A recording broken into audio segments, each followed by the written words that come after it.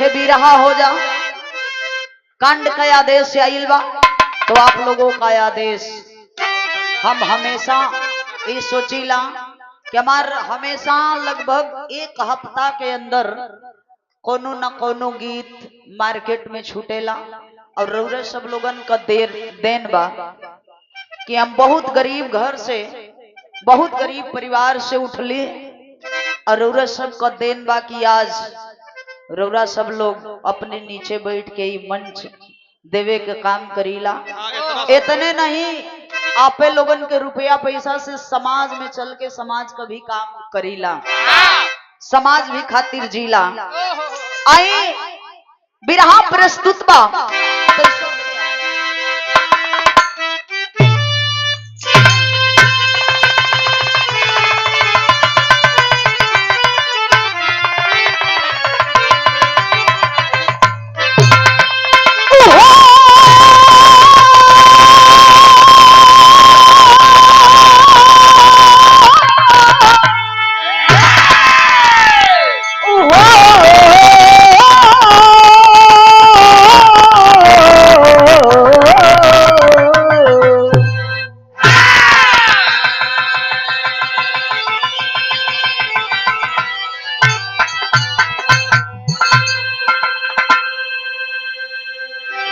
कहना चाहूंगी साहब, इस समाज में कैसे कैसे लोग हैं। बिरहा में कवि जी 4 लाइन भूमिका के भाव में लिखलन भैया कैसे।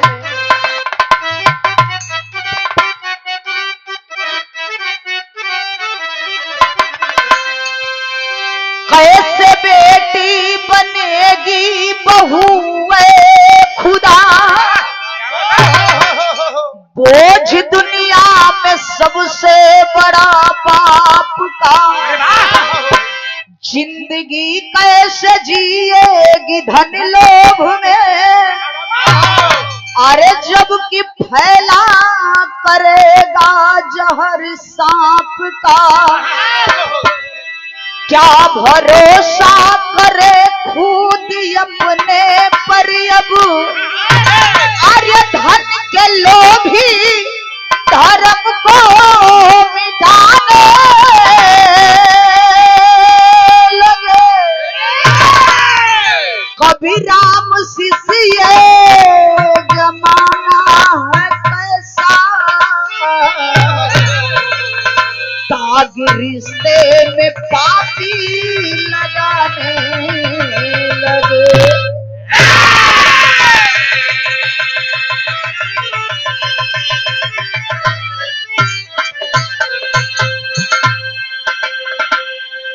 कैसे बेटी बनेगी बहू है खुदा, बोझ दुनिया में सबसे बड़ा बाप का। ए साहब, हर कोई के घर में बहन बिटिया बाड़ी, लेकिन बारह समाज का लोग हर घर में बहन बिटिया ही, जेकरे घर में बहन बेटी नहीं है ये बाबू लोग दिया जरावे खातिर तरसे लोग। लेकिन यही समाज के लोगन के ये बाबू बेटा का भूख रहेला, लेकिन बिटिया का जब बारी आवेला तो मुंह में लटक जाला। कहे के हो यहाँ कव्वाली के टुकड़ा में कवि जी अंदाज दिहलो।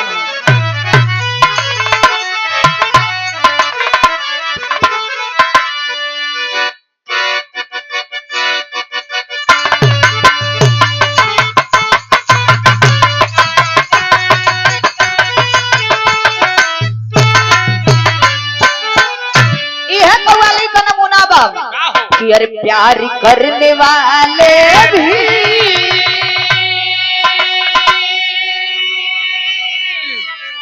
अरे प्यार करने वाले भी अजीब नहीं होते, प्यार करने वाले भी अजीब नहीं होते।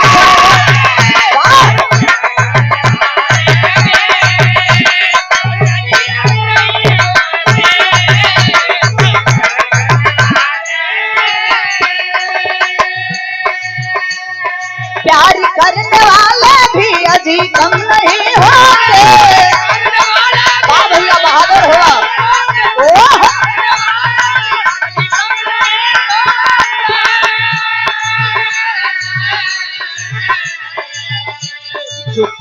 ना समझता है,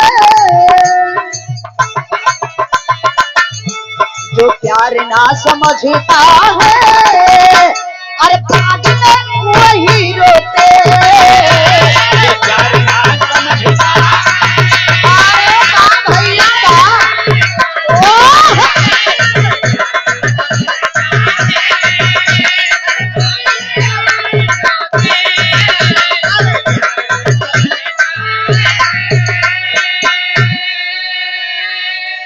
बिरहा में कवि जी भाव बड़ा खूबसूरत लिखलन है जमाना के देखते हुए। कैसे कि जुर्मी जमाने में, अरे जुर्मी जमाने में, अरे मेरा हर करम बिक रहा, जुर्मी जमाने में, अरे मेरा हर करम बिक रहा।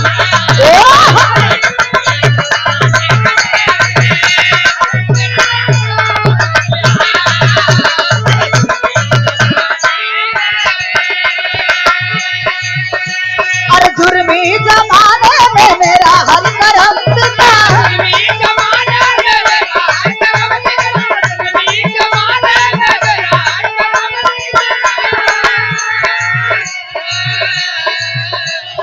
केवल आज पैसों पर, केवल आज पैसों पर, अरे कभी का धर्म बिक रहा, केवल आज पैसों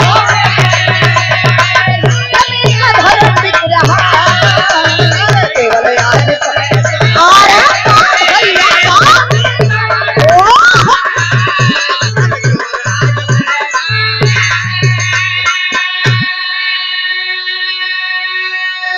केवल आज पैसों पर आदमी का धर्म बिक रहा। ये रुपया कागज का टुकड़ा है बाबू, का से का ना करा देवेला। हम कहिला जिंदगी मिली है किसी के काम आने के लिए, जिंदगी मिली है किसी के काम आने के लिए, मगर ये जीवन जा रहा है कागज का टुकड़ा कमाने के लिए। बार ही कागज का टुकड़ा, ये कागज का टुकड़ा कैसन होले ये बाबू, ई कागज के टुकड़ा जकरे पास बा के बाबू भैया कहल जाला। साफ साफ शब्द में बाबू न भैया, सबसे बड़ा रुपया। रुपया बा तो सब कोई चिन्हे, रुपया नहीं बा ये बाबू तो कोई चिन्हे वाला नहीं बा ये धरती पे। काहे के बा नजम का लाइन लगल, बिरहा का कहानी शुरुआत हो गई।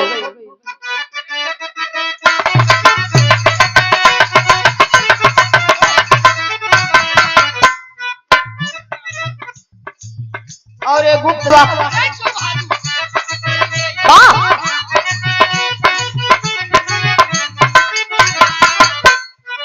जिला सोनभद्र लक्ष्मीपुर भी करीब रहे, जिला सोनभद्र लक्ष्मीपुर के करीब रहे, जहाँ के मोती चंद बड़ा ही गरीब रहे।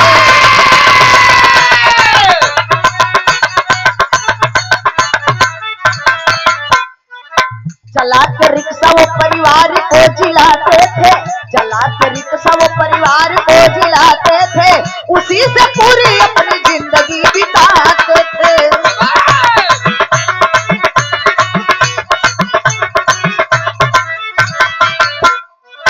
अंशिका बेटी जिनकी हो गई सयानी है, अंशिका बेटी जिनकी हो गई सयानी है, गोरा बदन जिनकी मन फिरी जवानी है।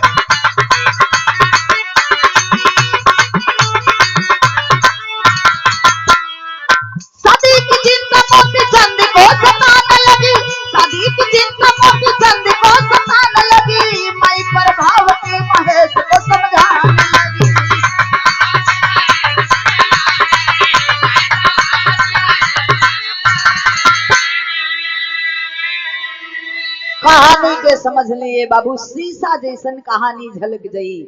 उत्तर प्रदेश के अंतर्गत जिला सोनभद्र लक्ष्मीपुर गांव का रहे वाला मोतीचंद, मोतीचंद के औरत का नाम प्रभावती बतावल गई।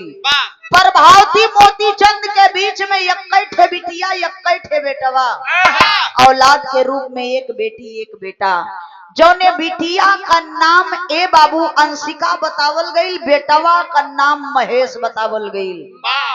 अब ही लड़का छोट छोट हुआ, गरीबी के जिंदगी में मोती चंद रिक्शा चलाई के अपन पेट का परवरिश करत हुवन, अपना बेटी बेटा के जियावत हुवन। बिटिया बेटवा धीरे धीरे सयान होत हुवन। ए बाबू सरकारी स्कूल में गईलन हो, नाम एडमिशन करवा देहलन। अब देखी धीरे धीरे लड़का पढ़त हुआ, सब बढ़त हुआ। गरीबी का जिंदगी में ये बाबू सरकारी स्कूल में 2 4 5 तक पढ़ौलन। अब देखा क्षमता नहीं हो, बेटा धीरे धीरे सयान भइल बा। बिटिया जवानी के दहलीज पर आ गई। मतारी एक दिन देखलस, खलस का हो रमेश का बाबूजी, सॉरी महेश का बाबूजी, बिटिया सयान हो गई है। हर माई बाबू को सपना होला ये बाबू। आखिरत में माई प्रभावती अपने पति से कहे लगली कि महेश का बाबूजी बेटी सयान हो गई बा, कोनो उपाय लगाई के शादी बियाह बिटिया का हो जाई, हाथ पीला हो जाई तो कपारे से बोझ उतर जाई। कले कि केहू तरे बिटिया का हाथ पीला हो जाई तो कपार से बोझ उतर जाई। बाबू हो, आज देखे बिरहा सुनने वाले साथी गौर करेंगे। एक दिन बीतल, 2 दिन बीतल। अब महेश 7 बजे एक दिन सुबेरे सूत के जागल बा, आई के माई के भर अकवारी धैले बा। माई के जोने समय भर अकवारी धैलस बेटा हो बाबू। मतारी कहले बिया प्रभावती, मतारी कहले कि बेटा तू का बचपना कहिया ले छोड़बा, वही तोहर सयान हो गई बा। तो के पता बाबूजी तोहर रिक्शा चला करके आवेलन ता घर का खान खर्चा हो जाला। तू सयान हो गई बड़ा, बाबूजी का हाथ बटेता तो तोहरे बहन का बियाह हो जाई। महेश को समझते हुआ देर ना लगा बाबू। आज महेश सोचे लगलन कि हम कुछ करब तो बाबूजी का हाथ बटे लगी। खलन की माई तू चिंता मत करा, आज हमके घरे रहे दा, आज तोहरा संगे हम रहो। कल हमके होत सुबेरे जवन नमक रोटी आटी तवन बना के इथे झोरा में हमार कपड़ा धर दिया, हम चल जाब कमाए बदे। बारे गरीबी ए बाबू। रात बीतल बा। अब देखी सुबेरे माई रोटी पराठा बनाए के धैले बड़ी कि बेटा हमार जाए के कौन तक कमाए बदे। बेटवा आज देखी ट्रेन धैले बा, ट्रेन धई के सोनभद्र स्टेशन पर जा करके ट्रेन पकड़ता और चला जाता है मुंबई। मुंबई जाके ये बाबू एक थे प्राइवेट कंपनी में काम करे लगलन। आज जब काम करे लगलन तो देखा भी रहा में एक थे गीत लग गई।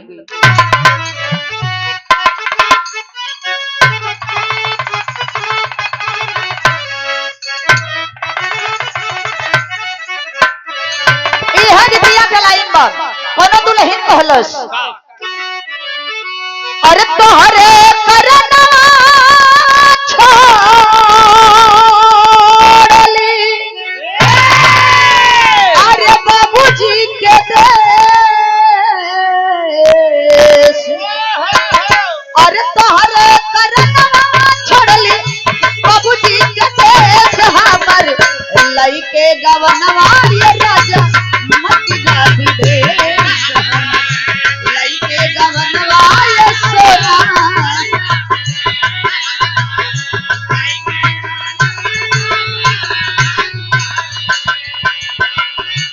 ए बाबू बेटवा ट्रेन धरे जात हम माई एक बात कहली, कहे पर भक्ति कबले सहे के कलेश, कहे पर भक्ति कबले सहे के कलेश, बेटी भैली सयानी बेटा जान परदेश, बेटी भैली सयानी बेटा।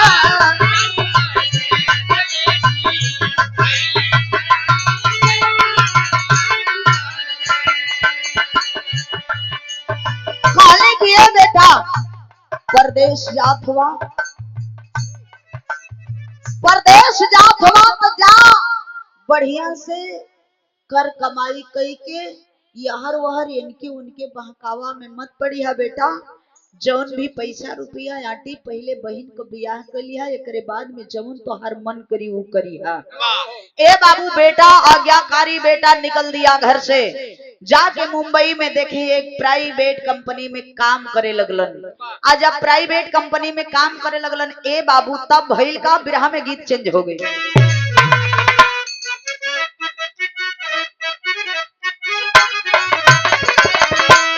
कोनो दुल्हन का दिल का दर्द रहे, दुल्हा से बड़ा परेशान रहे, वो दुल्हिया कहलस कि अरे कवने सवतिया पर देखा, यदि मर्द 2-4 दिन दुल्हन के पूछल छोड़ दे तो मेहरारू के शंका हो जाए कि बुझाते कि हमार मर्द दूसरे जगह जाके नेपाल घुमा तो कुछ गड़बड़ जरूर कैले भाई लइका 2 दिन का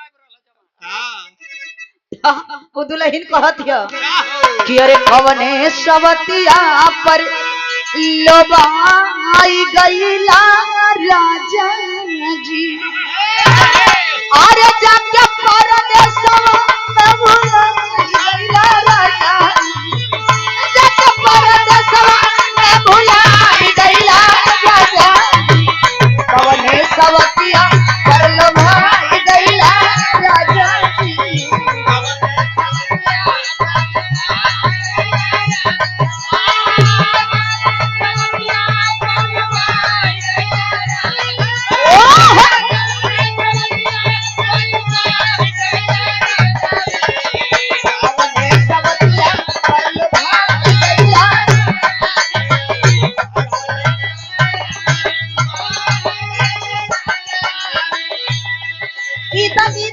रहे बाबू, लेकिन देखवा प्रतिदिन आज महेश जात होन ड्यूटी करे, महेश ड्यूटी करत होने बाबू, मनवा में सोचत होन, पेपर पत्रिका द्वारा प्रमाण मिला कि महेश जा करके 9 महीना ड्यूटी करता है।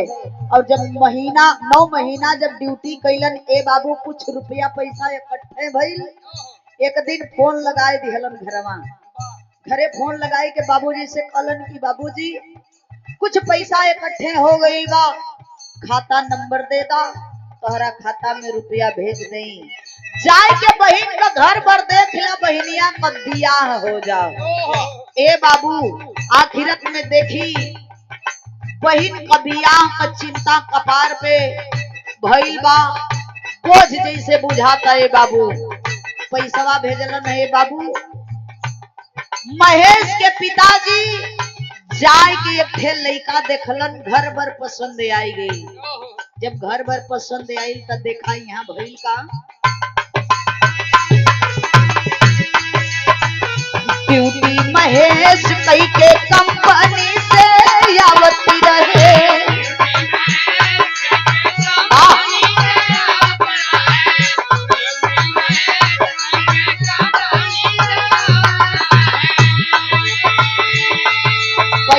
भेज के फोन कैलन, कहलन कि बाबूजी का भइल, लइका देखला? हाँ बेटा लइका देख लेली, घर बर बड़ा सुंदर बा, ये इतना बढ़िया जोड़ी लगी हो बेटा, जब मड़वा में दुल्हा आई तब बुझाई कि सीता और राम के जोड़ी है। भाई बड़ा खुश भइल कि हमरे बहन का हाथ अब पीला हो जाई। बाबूजी से फोने पे बतियाओ थोन, बाबूजी चिंता मत करा, कितना दिन का दिनवा डर ले हुआ। कलन बेटा आज से 8 महीना का दिन पड़ल बा, कलन 8 महीना का दिन, ठीक बा बाबूजी कोनो दिक्कत नहीं है, 8 महीना हम ड्यूटी करब, कुछ रुपया सेठ जी से एडवांस में ले ले, कुछ नात रिश्तेदार से लेकर के बहनिया का बियाह धूमधाम से करल जाई, बहन अपने ससुराल में जाई के राज रजी। ए बाबू अब देखे प्रमाण मिलता है कि वो भी दिन बीत गया, जब वो दिनवा बीतल बा, 8 महीना का समय हो बाबू, आज सिर्फ 5 दिन का समय बीतल बा कि आज से 5 दिने दुआरे पे बारात आई। बाबूजी फोन कैलन, कलन की बेटा आज से मात्र 5 दिन बचल बा बियाह, तू कहिया ले आवा तारा? न्योता कुल बटा गईल बा, 2-3 दिन रह जाई तो नात रिश्तेदार घरे आवे लगी हम, तू आपन होके अब ले शहर में बड़ा। कलन की बाबूजी चिंता मत करा, हम ज्यादा समय ना लगाई, अरे आज हम जाइब ड्यूटी करे, कल जाइब ड्यूटी करे, अब कल ये कुछ एडवांस में रुपया लेके हम गाड़ी धई के परसों ले घरे चली आई। कल बेटा ठीक बा, हम तुम्हारी इंतजार करब। देखें बाबू होता है क्या। ड्यूटी महेश कई के कंपनी से आवती रहे,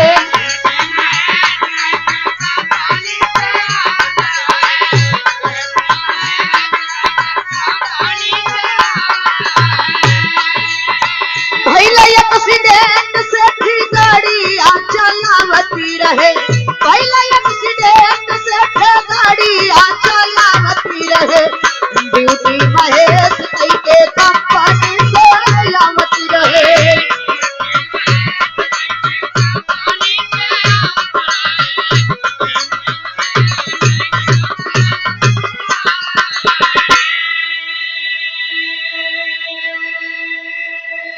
बिरहा सुनने वाले साथी गौर करेंगे, 5 दिन बियाह बचल है। यह ड्यूटी कई के महेश कंपनी से निकललन, आ कंपनिया से निकल के ये बाबू कुछ दूर गईलन है, अंगुरिया पे दिन गिनत हुआ कि आज हम ड्यूटी कहे भैली, कल हम ड्यूटी करब, कल ड्यूटिया कही के कुछ सेठ जी रुपया हमके दे दी है एडवांस में, जो भी हमारे पास का पैसा है हम लेके चल जाई बहन के बियाह करे बदे। मनवा मन बड़ा खुश होवन भैया। ए बाबू तबले वही सेठ जिस कंपनी में काम कर रहा था महेश, वही कंपनिया का सेठ ए बाबू 4 व्हीलर से जा रहे हैं, तब तक आमने सामने से टकराव हो गई, समनवा से टकराव भइल। ए बाबू महेश तुरंत गिर जाता है। महेश गिरलन ए बाबू पूरा शरीर खून से लथपथ हो गई, पूरा शरीर खून से भीगल बा। ए बाबू गिर के लगलन तड़पड़ाए, तबले वो सेठ गाड़ी खोलन, गाड़ी का फाटक खोल के देखत हुन कि रे इता हमार वर्कर महेश हो। तबले भइल का बाबू,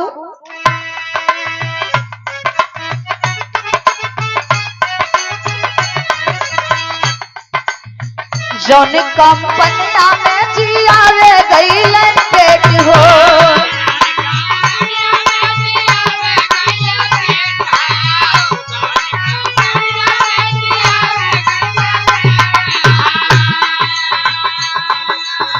वही कंपनिया में धक्का मारले बांस पेट हो।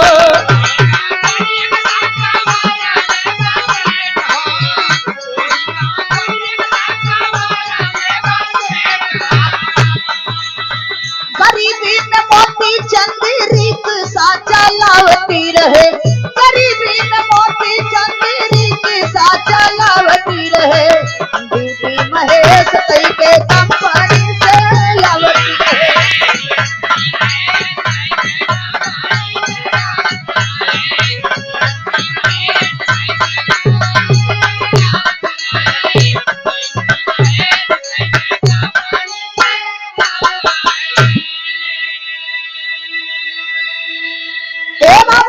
सेठ जी गाड़ी का फाटक खोलते हैं, तुरंत सामने में जाकर के देखते हैं कि मेरे कंपनी का वर्कर है, महेश है।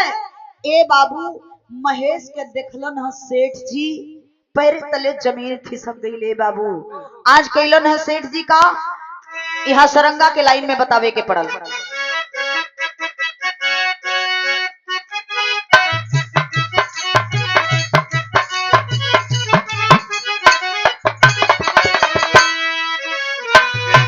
एक्सीडेंट सेठ लेके अस्पताल आइले, लेके अस्पताल आइले, भर्ती कैला महेश के ले जाई।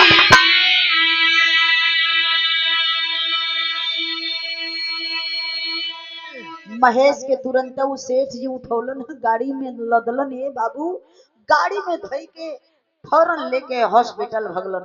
जौने समय हॉस्पिटल भगलन ए बाबू वो समय का बात देखी कि खुनवा से लपट दहिया भैली महेश के हो, भैली महेश के हो। डॉक्टर साहब कह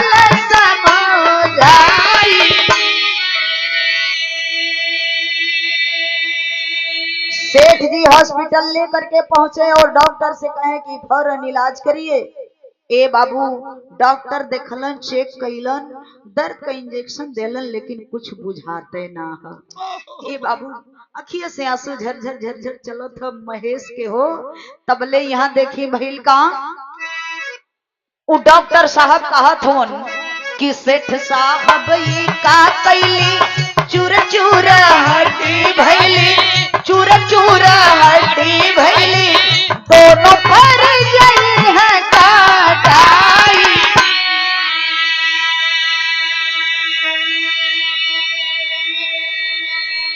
डॉक्टर साहब सेठ दोनों लोग बतियावत हुन।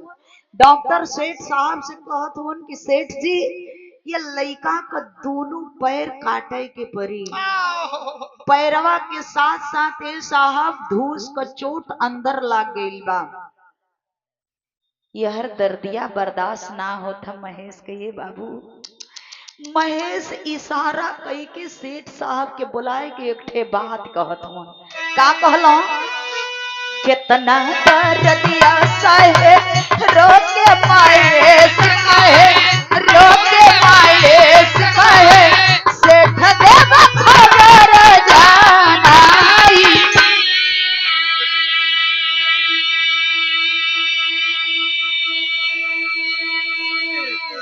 सेठ के समनवा ये बाबू दर्दिया बर्दाश्त ना होता, अखिया से आंसू झरझर झरझर चलो था। हाथ जोड़ के महेश कलन साहब पता नहीं मरब की जिए में साहब, बहनिया कभी आया से 5 दिन साहब, एक काम करा साहब, हमरे जीते जी एक बार हमारे घर में बात करा देता साहब, तो सुकून से मर सकती है साहब। बारे वो सेठ आखिरत में वो सेठ जी कैलन का भैया आदरणीय आप ये भैया नमो नहीं बताए हैं।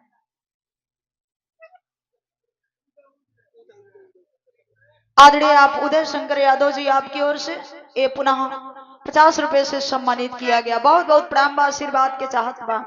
ए बाबू सेठ जी कैलन का सेठ तबले फोटवा कैले, मोती चांद घबरा गईले, मोती चांद घबरा गईले, रोवेला महेश बिला खाई।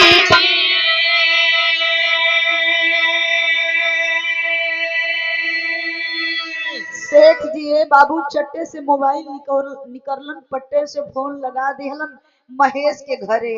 महेश का बाबूजी फोन रिसीव कैलन। सेठ जी कहत हूँ क्या आप महेश के पिता बोल रहे हैं? हाँ बाबू हम महेश के पिता बोलतनी साहब, आपके बोलतनी। मैं महेश का सेठ बोल रहा हूँ। हाँ साहब प्रणाम प्रणाम साहब। कैसन साहब कैसे याद कैली साहब? हमार बेटा कोनो गलती ना न कैले है साहब? नहीं आपका बेटा कोई गलती नहीं किया है।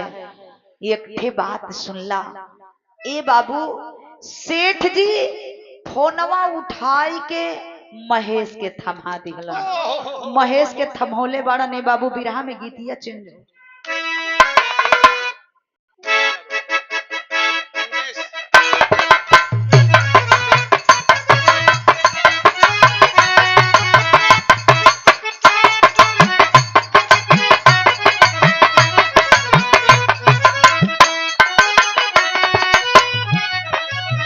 और ए बाबू फोनवा जौने समय महेश ले ले हुन उस समय आवाज नहीं निकलत है। ये बाबू मोतीचंद कहत हुन बेटा बेटा कुछ हो तो बोला बेटा, हमार मन घबरात हो। ये तना जौने समय बात बाबूजी कर ले हुन वो समय बेटवा के मुंह से एक ठे आवाज निकलत हो। का कहत हुन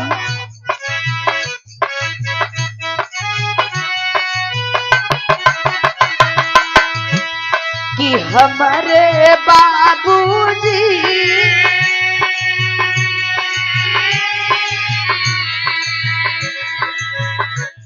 के हमारे बाबूजी अब का बात है जिंदगी के याद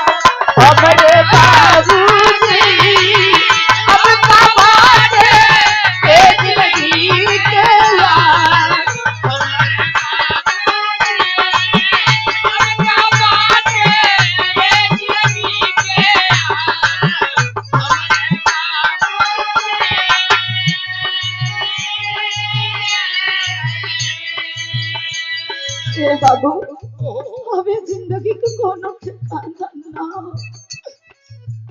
तोरे बेटा के जियले का कोनो आशा ना कौन बाप ऐसा होई है साहब कि पैरे तले जमीन ना खिसक जाई। बाबू लगलन बुखार छोड़ के रोवे कलन बेटा तू ऐसा मत का हो बेटा।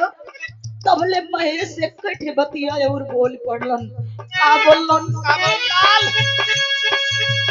वादा होई तो मिल जाए वादा होई तो मिल जाए तोर बेटा के लाश हमरे बाबूजी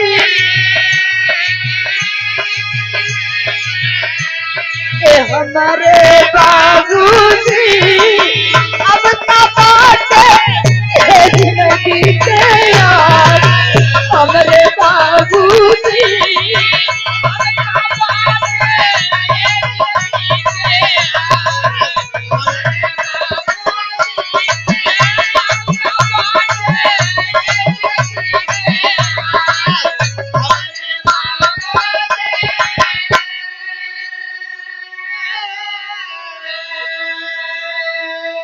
कहलन बाबू ये जिंदगी के कोनो ठिकाना ना यदि लिखल होई तो तोरे बेटा का लाश जरूर मिल जाई। लेकिन बाबू इतने हमार बात याद कैलिया बहन से हम वादा कैले रही कि तोके डोली पे बैठाए के तोरे ससुराल भेजब लगत वादा हमसे पूरा ना होई बाबू एक काम कह दिया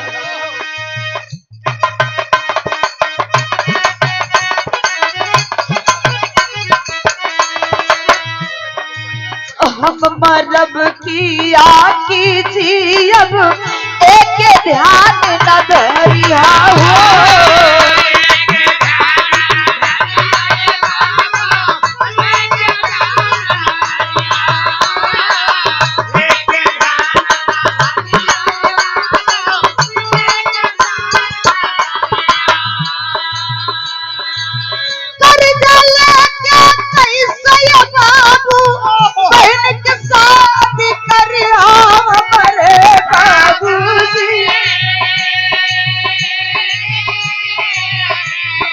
हमारे बाबूजी अब तो बाटे जिंदगी के यार हमारे बाबूजी अब तो बाटे जिंदगी के यार हमारे बाबूजी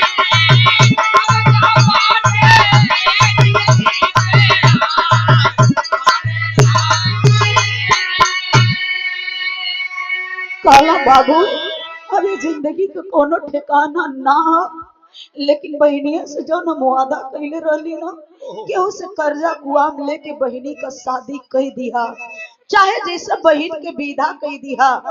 ए बाबू आखिरत में यहाँ देखी बाबू कुछ बोल ना पावत हो इतने बोल के महेश सेठ के हाथ में फोन दे दिलन कहलन की साहब हमके जवन कहे के रहल उतना बतिया हम कह दिलिए साहब उतना बतिया हम अपने बाबू से कह दिली।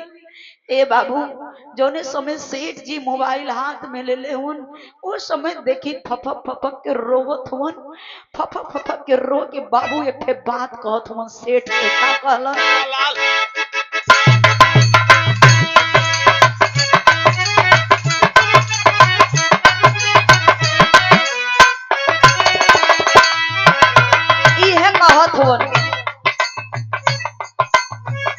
ये हमरे साहब बेटा हमर दिहा बचाई हमरे साहब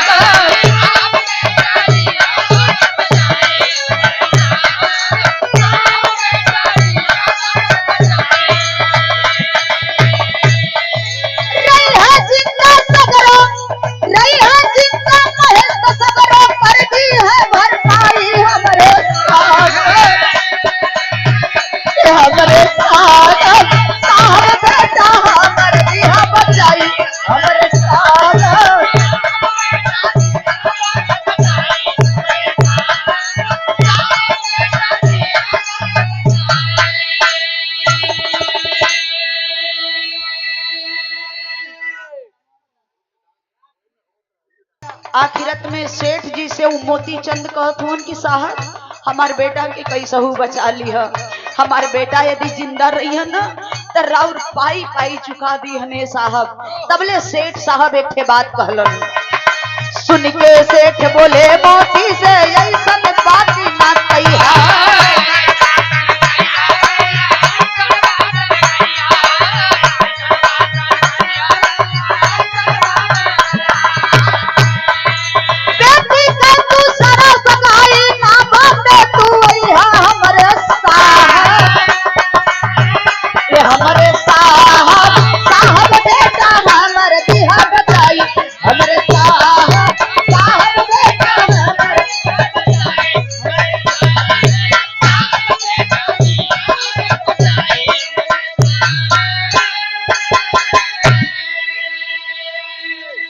ए बाबू बिरहा सुनने वाले साथी गौर करेंगे, सेठ जी मोतीचंद से कहलन कि मोतीचंद तारे बिटिया कबिया बहुत नजदीक हो चुकल बा, एक ठे काम करा ना तो रिश्तेदार आवे जाए लगी हन, शादी ब्याह बा घरे तो बहुत काम होई, एक ठे काम करा अइला गइला में बहुत समय लग जाई, तू अपने बिटिया का ब्याह कला, बिटिया का ब्याह करिया, तू चिंता मत करिया, इस सोच लिया कि हम धर्म के बाप के सौंपले बनी। ए बाबू सेठ जी मोतीचंद से कहलन तू चिंता मत करिया, जितना रुपया लग जाई उतना तोहरे बेटा के ऊपर रुपया लगा दे। ए बाबू आखिरत में देखी अब उस समय आ गई जौने दिने बारात आवे के ह, उहो 5 दिनवा का समैया बीत गई। यहर हॉस्पिटल में भाई का दवा चल रहा है, एक और गम और एक और खुशी। हर बिटिया बहन सोचे नहीं कि ये बाबू हमार घर परिवार बहुत अच्छा मिले, बहुत नेमन मिले, हजारों हजारों सपना सजा रही है अंशिका, मन में सपना है, लेकिन एक तरफ दुख भी बा कि भाई हॉस्पिटल में बा। ए बाबू वो दिन आ गया जिस दिन बारात आने वाली है, ज्ञानचंदपुर से बारात सजी है, दुल्हा घोड़े पे सवार होकर के चला है ससुराल की तरफ। ए बाबू घराती बाराती का लोग खुश हुए, लेकिन घरवा जे जे अपन हो ओके बड़ा दुख है कि पता नहीं महेश कैसे हुई हन, महेश कैसे हुई हन, लेकिन यहर बिटिया का ब्याह भी करे के हो। मन में धीरज बाबू बनले हुआ कि सेठ जी कले हुआ जितना रुपया लगी उतना रुपया लगा दे, बिटिया का ब्याह कर ले तब बेटवा के पास में जाई, यहर बिटिया का घर बस जाई। ए बाबू यह सोच करके आज देखें घराती बराती पक्ष का लोग इकट्ठा भइल हुन, घराती पक्ष का बराती का लोगन का स्वागत करत हुन, बारात आइल बा दुआरे पे, मेहरारू गीत गौनई करत अड़ी। ए बाबू रात धीरे धीरे बीत गई, यहाँ तक प्रमाण मिला कि शादी संपन्न हो गया। शादी संपन्न होने के बाद ऐसा सुबेरवा का एक ठे रिवाज रीति रिवाज होला, पता नहीं शायद एनियो होत हुई, शादी भइला के बाद में कुछ लोग बोले लो कि आचर धराई होला, कुछ लोग बोले लो कि पलगौनी होला, जौने समय दुल्हा जाला मड़वा में खिचड़ी खाए बदे, अकुल मेहरारू बटूर के बेना और हेन तेन रुपया पैसा दे करके अटैची वगैरह दे के स्वागत करे ले लोग। ए बाबू पलगौनी का समय आइल बा, पहले दुल्हा गइल बा जौन बा मड़वा में बैठल बा खिचड़ी खाए बदे, वही समैया बतिया अटक गई। वो समय बात का अटकल कभी जी लिखलन है विदेशिया के लाइन में, बिरहा के शैली में।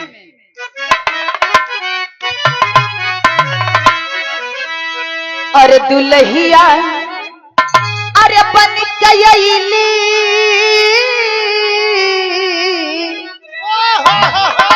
दुल्हिया बन गईली बिटिया, अरे गाड़ी भइल कसाई काल बनल रुपैया, काला नहीं बाबू वही मड़वा में बैठल हुन कलन की गड़िया तो लौकत है, लेकिन रुपयवा कहाँ है। ये इतने बतिया सुन के मोती चंद बाबू पगड़ी बनले रलन कपारे पे, वह पगड़िया उतार के अपने संधी के पैर पे रख दिलन। हाथ जोड़ के कहलन साहब हम बड़ा ये समय दुख में हैं, हमारे बेटी के अपना नहीं, हमारा बिटिया के बहू बना के अपने घरे ले जाई, हमके 2 महीना का मोहलत दे दई, वो रुपया जौन हम आपसे कहले वो रुपया चुका दई। ए साहब वो रुपया कितना रहल देखे, समाज के दबाव में आखिरत में अंशिका का विदाई हो गई।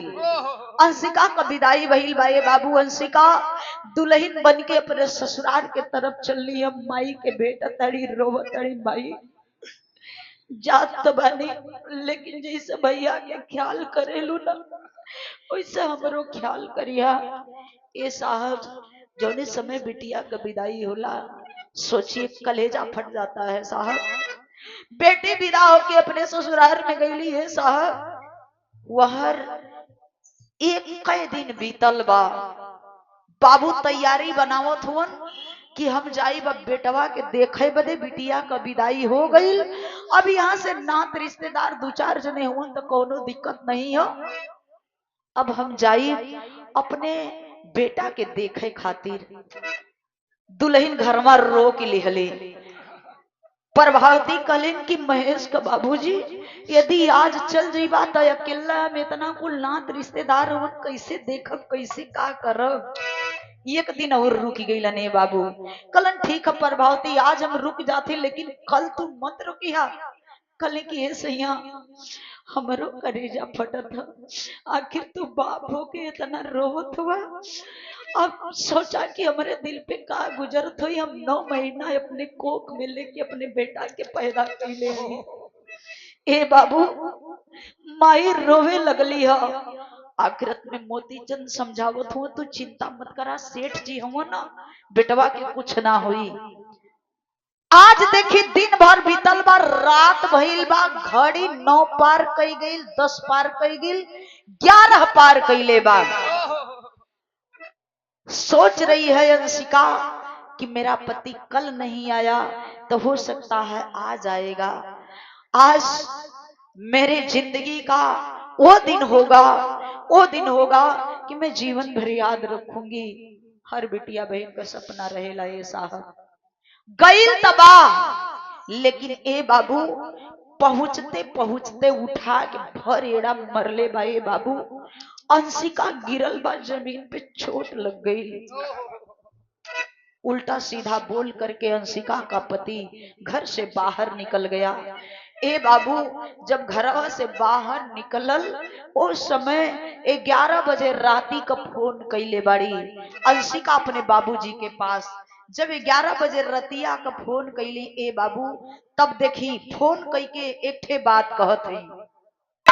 ए भैया फोनवा कई के अंशिका रो रो के अपने बाबूजी से कहली है। का कहली है विदेशिया?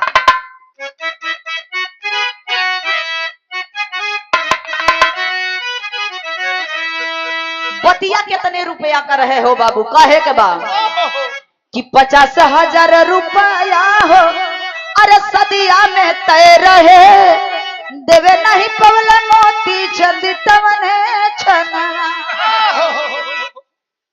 कितने में तय रहे? केवल 50,000 में। भैया भई का कि अरे कर्जा से गाड़ी लेके कसहू कसई गईल, अंशिका के मारे घर बरहू में हनवा।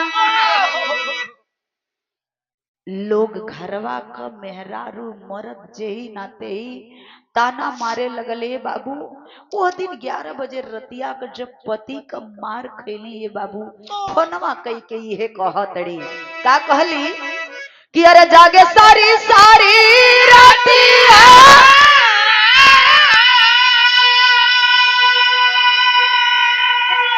अरे फोनवा से बतिया,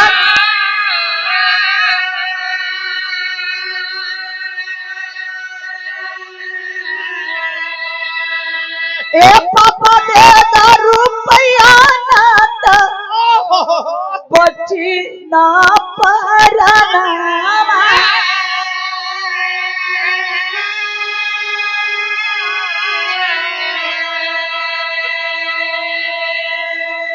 कहली पापा जितना भी रुपया हो ना कैसा हो कह के दे देता था हमार जनवा बच जाई। बारे समय बाबू इस समय जौने समय इतना बात सुनलन एक ठे बात कहत होन कि खातनी ठोकर दर दर अरे रोवे मोती चंदी झर झर विदा करावे खातिर गईले समधियनवा। कला बिटिया दर दर का ठोकर खाते रे बेटी, लेकिन ऐसा बात है ना ऐसा बात हो तो हम काले आवतनी तोहार विदाई कराए के ले आके घरे छोड़ दे बेटी, तब जाई तोरा भाई से मिले। ए बाबू रात बीतल बा सुबेर भइल बा, आज देखी बाबूजी चल दियलन हम बिटिया के लियावे बदे। और जब बिटिया के लियावे बदे गईलन ए बाबू तब देखी दृश्य अब कहानी धीरे धीरे चेंज होने लगा।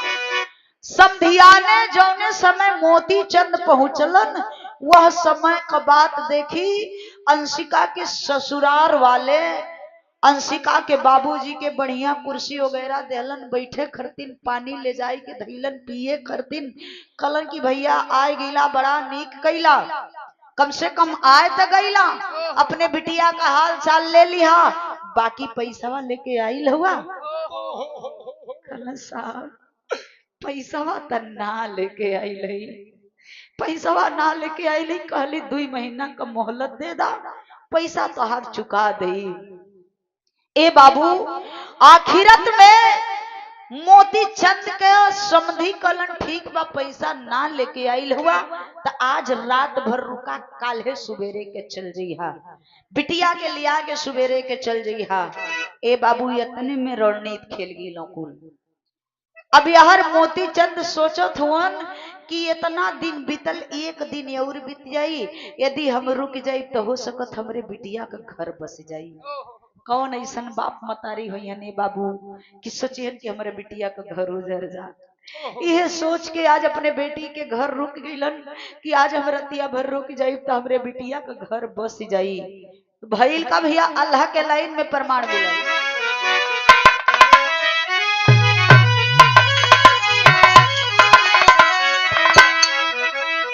अरे धनवा के लोभी सगरो, अरे धनवा के लोभी सगरो, अरे जनवा के ले होई हले।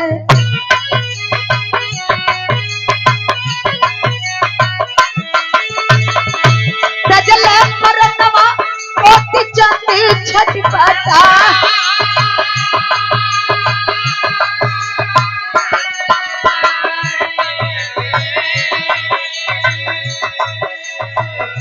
एक बज राती आते भूलल जे कर दिया ये साहब।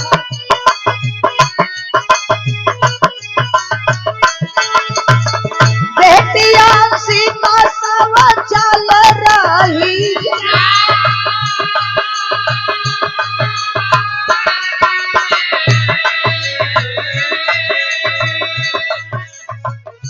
खुनवा के नाती वही, खुनवा के नाती वही करवा में बहल रहे।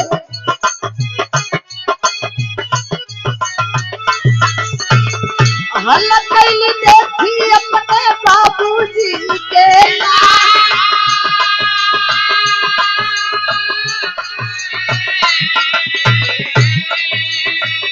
अंशिका के बात सुन के पतिया रवाइल,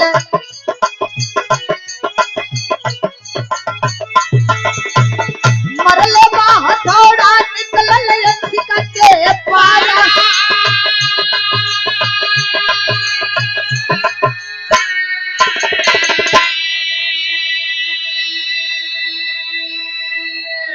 बाबूजी बिटिया का घर बसावे के नाते वो दिना रतिया का रुक गईला ने बाबू।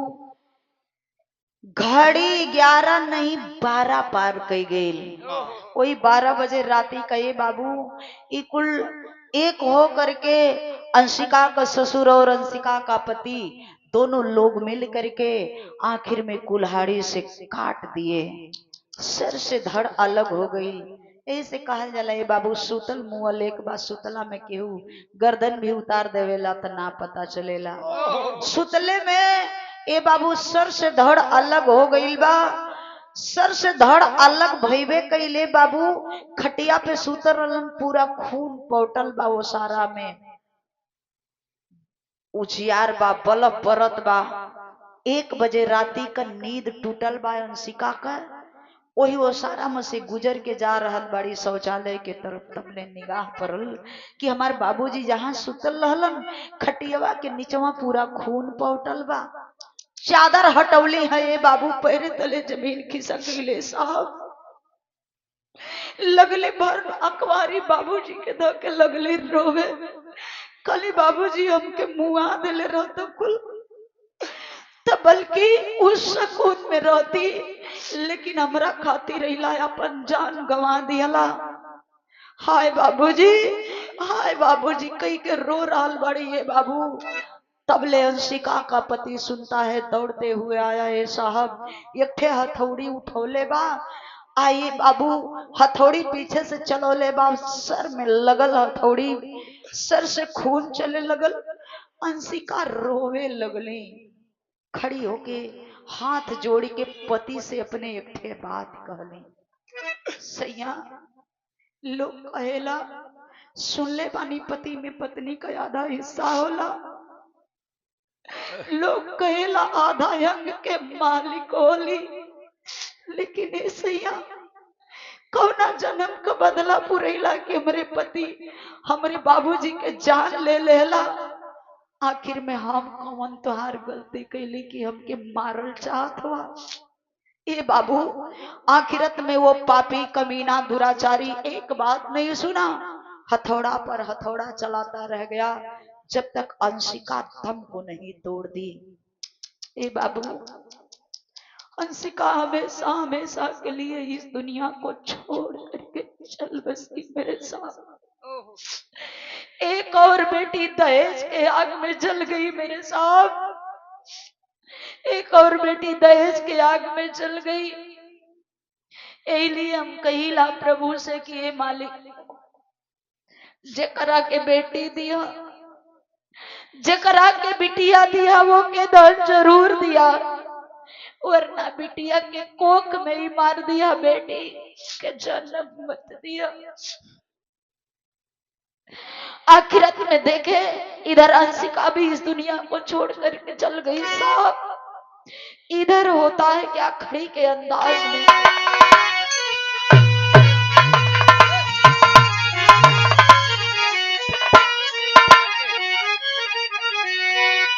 अरे हाय रे गरीबी और करके बनल फसिया, सेठ लेके अइला घरवा महेश लसिया।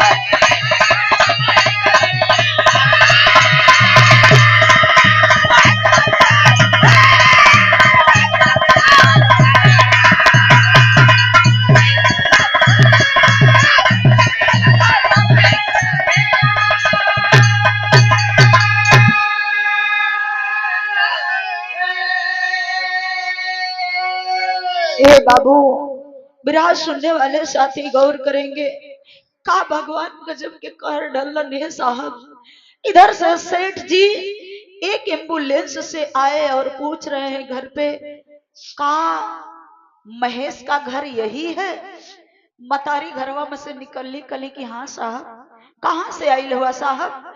ये महेश का घर है, महेश का माई है साहब। का बात है, हमारे महेश कैसे हो साहब? हमरे महेश के पूछत हवा, माई का बोला तड़ी कुछ बुझात नहीं खे। ए बाबू आखिरत में इशारा कैलन सेठ जी, 2 लोग ओ एम्बुलेंस से निकालत होन, कुछ कपड़ा में लपेटल बा। वो कपड़ा में का लपेटल बा? माई देखत बाड़ी कि वो गड़िया में से, वो एम्बुलेंस में से लाश निकलत है। माई कले कि साहब महेश का घर पूछत रहा ना इ लाश कैसे निकालत हुआ साहब, हो सकता गलत पता पे आई गई हुआ। अरे हमार बेटा बम्बई में है, बम्बई में हमार बेटा है, हमारे बेटा का एक्सीडेंट जरूर भइल लेकिन हमार बेटा ठीक ठाक है।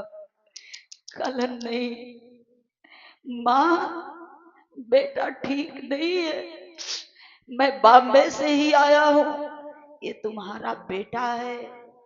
अरे बाप रे बाप, ले जाए के दुआरे पे दहिलन, माई चिल्ला चिल्ला के रोवे लगली, लोगन को भीड़ लग गई, गांव वाला इकट्ठा हो गईलन।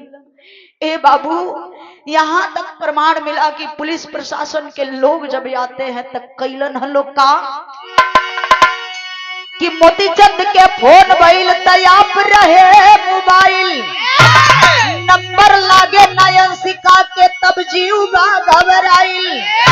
अरे चल दरोगा साहब अपन लेके सखिया, सेठ लेके अइल घर महेश के लसिया।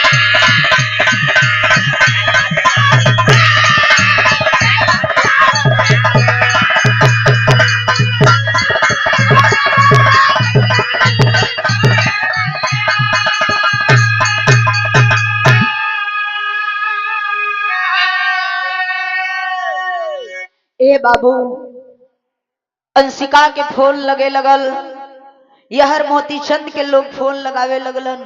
दोनों लोगन में से केहू का नहीं तो बाप का फोन लगत, नहीं तो बेटी का फोन लगत है। पुलिस के लोग आखिरत में चलते हैं ज्ञानचंदपुर में। जौने समय अंशिका के ससुराल में गईलन ए बाबू, वहां का दृश्य कुछ औरी बा। घर में बरामदा में बेटी का लाश एक तरफ, बाप का लाश, घर में केहू का पता नहीं थे। घर का लोग पराइल हुवन। तब लोग कैलन का छानबीन हुआ भारी, तब पूरा परिवार धरैलन। ए बाबू, छानबीन होखे लागल, पूरा परिवार धरैलन। और जब पूरा परिवार धरैलन ए बाबू, ले जाए के आखिरत में बंद किए। दफा 302 का सजा करार सुनाते हुए ऐ साहब, आखिरत में अब देखी यहर इन्हनी का तो जेल हो गई। 302 का मुलजिम भइल, 302 का मुलजिम भइल, लेकिन एक साथ ही बाबू पोस्टमार्टम उधर बेटा का, इधर पति का, इधर बेटी का, घरवा में 3 ठे लाश। एक दिन आए के ये बाबू लैनिए से सुतावल गइल बा। माई देख के पगलाए गई है बाबू। एक बार जाए के अपने बेटी के ऊपर गिर के रोवत बाड़ी, बेटिया के दही के रोवत बाड़ी। एक बार अपने पति के तरफ, एक बार अपने बेटा के तरफ। ए साहब, यहाँ तक प्रमाण मिला कि आज वो माँ अभी भी जिंदा है, प्रभावती देवी अभी भी जिंदा है, लेकिन इतना तक ना पता ये बाबू शरीर का कपड़ा का होला। माई का पगली का हालत भइल बा। गांव के सहयोग से, पुलिस प्रशासन के सहयोग से तीनों लाश का दाह संस्कार भइल। प्रभावती पागल हो गई, आज भी पागल के रूप में है। लास्ट में गुरघराने का परिचय लगल। गुरु बिहारी, गुरु गणेश, गुरु रामलाल वर्मा का, अरे स्वर्ग कवि चंद का बच्चन कभी पता।